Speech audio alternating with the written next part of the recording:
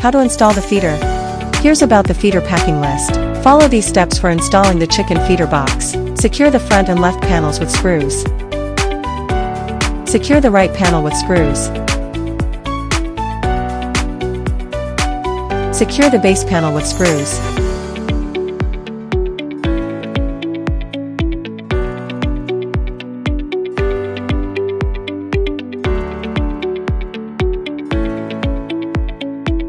Secure the rear panel with screws.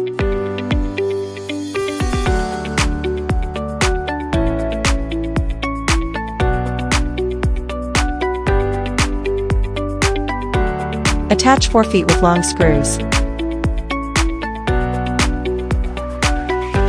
Unscrew the nut from the white feeding port. Fit the feed port. Install the 6-port feeding box.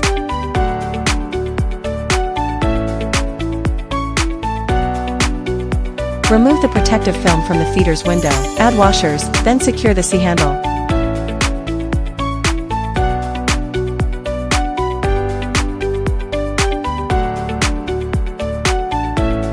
Lock the top cover with toggle latches.